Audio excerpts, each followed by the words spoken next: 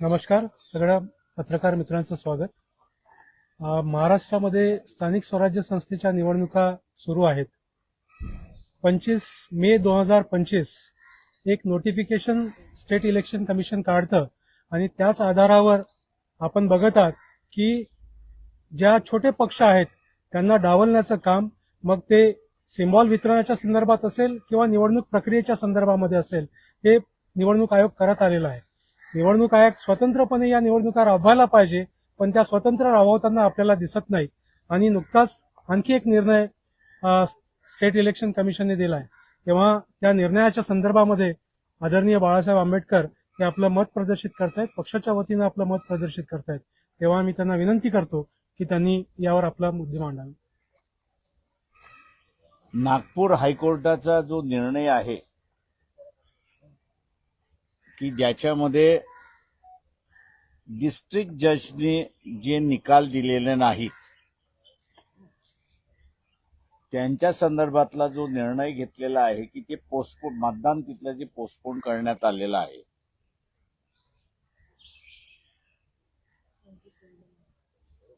आणि त्यालाच धरून हायकोर्टामध्ये असताना जी पिटिशन दाखल करण्यात आली 2 दिवसापूर्वी, काउंटिंगच्या संदर्भातला असताना जी पिटिशन दाखल करण्यात आली आणि त्याच्यामध्ये कोर्टाने असताना जो निर्णय दिला, कोर्टाने जो असताना निर्णय दिलेला आहे तो निर्णय पूर्णपणे चुकीचा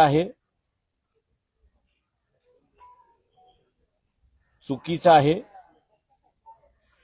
अधिकार नसताना दिलेला निर्णय आहे आणि त्यामुळे आता एक नवा पेच निर्माण झालाय अशी असणारी परिस्थिती आहे. संविधानातलं कलम आर्टिकल 243 ए प्रमाणे, म्हणजे 1 प्रमाणे कुठल्याही कोर्टाला हस्तक्षेप करता येत नाही जोपर्यंत इलेक्शन प्रक्रिया पूर्ण होत नाही तोपर्यंत. मागच्याच आठवड्यामध्ये सिम्बॉलच्या संदर्भातला चीफ जस्टिस मुंबई हायकोर्ट यांच्या समोर मीच स्वतः उपस्थित होतो. न्यायाची बाजू आहे हे कोर्टाने मान्य करूनही 243 प्रमाणे इलेक्शन सुरुवात झालेलं आहे आणि इलेक्शन सुरुवात झालं असल्यामुळे आम्ही हस्तक्षेप करत नाही असा 1 आठवड्यापूर्वीचाच निर्णय हा चीफ जस्टिसच्या बेंचने दिला अशी असणारी परिस्थिती आहे. नागपूरला बसणारं जे डिव्हिजन बेंच आहे त्यांनी उद्याची असणारी काउंटिंग, म्हणजे 3 तारखेची असणारी काउंटिंग ही त्यांनी पुढे ढकलण्याचा जो निर्णय घेतलेला आहे, हा निर्णय मी जसा म्हणालो चुकीचा आहे. कायद्याच्या कक्षेमध्ये बसत नाही आणि जजेसना त्या संदर्भातला अधिकार दिलेला नाही अशी असणारी परिस्थिती आहे. 243(2) हा जो हे जे कलम आहे यामध्ये विधानसभेला निर्णय करण्याचा अधिकार आहे असं संविधान त्या ठिकाणी असताना म्हणते. या अधिकाराला धरून सिम्बॉल वाटप होण्याच्या अगोदरपर्यंत जिल्हा सत्र न्यायालयाला, म्हणजे डिस्ट्रिक्ट कोर्टला फक्त अधिकार देण्यात आलेले आहेत. कुठल्या प्रक्रियेला तर सिम्बॉल वाटप होण्याच्या अगोदरची जी प्रक्रिया आहे त्या प्रक्रियेच्या संदर्भात तर डिस्ट्रिक्ट कोर्टाला अधिकार दिलेला आहे की ते निकाल देऊ शकतात अशी परिस्थिती आहे. पण हायकोर्टाला कुठलाही निर्णय घेण्याचा अधिकार दिलेला नाही असा एक प्रश्न आहे त्या ठिकाणी आहे. त्याच्यामुळे हा निर्णय चीफ जस्टिसने स्वतःहून सुमोटो पद्धतीने ती अख्खी ब्रीफ बोलवावी आणि पुन्हा हिअरिंग करून तो निर्णय उठवावा अशी मागणी वंचित बहुजन आघाडीच्या वतीने केल्या जात. जो कॉन्स्टिट्यूशनल डेडलॉक होणार आहे त्या संदर्भातला आता मी उल्लेख असा करतोय की आपल्या सगळ्यांकडे 4/11/2025 हे जे राज्य निवडणूक आयोग महाराष्ट्र यांचं नोटिफिकेशन जे आहे ते आपल्याकडे आलेलं असेल. शेवटचा मुद्दा त्याच्यातला 10वा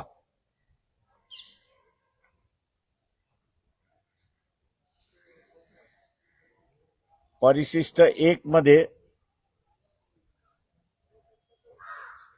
10वा मुद्दा आहे तो आपण जर पाहिला, शासन पत्रात निकाल प्रसिद्ध करणे, ही तारीख जी आहे ती 10/12/2025 ला आहे. त्याच्यामुळे जे काही काउंटिंग होईल त्या काउंटिंगचा असणारा निकाल जो आहे तो राजपत्रामध्ये पब्लिश करण्याची शेवटची जी तारीख आहे ती 10/12/2025 आहे. हा एकदा कार्यक्रम पब्लिश झाला, या कार्यक्रमामध्ये सुद्धा सुप्रीम कोर्ट असं म्हणते की इलेक्शन कमिशनला बदल करता येत नाही. त्याच्यामुळे हा बदल कोणी करावा या संदर्भातला आता असताना घटनात्मक पेच प्रसंग उभा राहिलाय अशी परिस्थिती आहे. एका बाजूला आपल्याला असं दिसतंय की निवडणुकीच्या संदर्भातलं कोर्टाचा हस्तक्षेप हा वाढत चाललेला आहे आणि कुठे नाही कुठेतरी कोर्टाच्या निर्णयामुळे इलेक्शन प्रक्रिया अडचणीत होत चालली अशी परिस्थिती आहे. वंचित बहुजन आघाडीच्या वतीने आम्ही असं मागणी करतोय की ही जी डेडलाईन दिलेली आहे 10/12/2025 ची, ज्याच्यामध्ये राजपत्रामध्ये निवडून आलेल्या सदस्यांची नावं पब्लिश झाली पाहिजेत. ही डेडलाईन जर करायची असेल तर चीफ जस्टिसने हे प्रकरण आपल्या ताब्यामध्ये घ्यावं आणि त्यांनी दुरुस्ती करून जी थांबवलेली काउंटिंग आहे ती ताबडतोब त्यांनी असणारं त्या ठिकाणी करावी. कारण का जिथे इलेक्शन कमिशनने पोस्टपोन केलेला आहे तो एक वेगळा कार्यक्रम त्यांच्यातला आहे, हे दोन्ही त्या ठिकाणी जोडता येत नाही.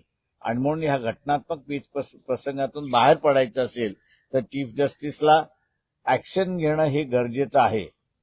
मी इथल्या सर्व राजकीय पक्षांना आवाहन करणार आहे की जेलमध्ये जाण्याची भीती अजिबात बाळगू नका.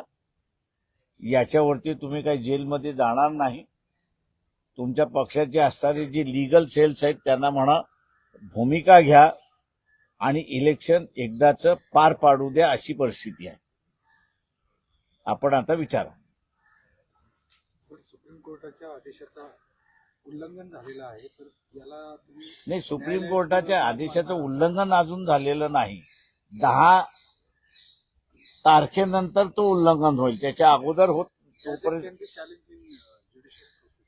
ठीक आहे. ज्युडिशरी प्रोसेसमध्ये चॅलेंज होईलच. माझ्या अंदाजानं पुन्हा कोणतरी नागपूरला या संदर्भातलं चाललंय असं मी त्या ठिकाणी ऐकतोय.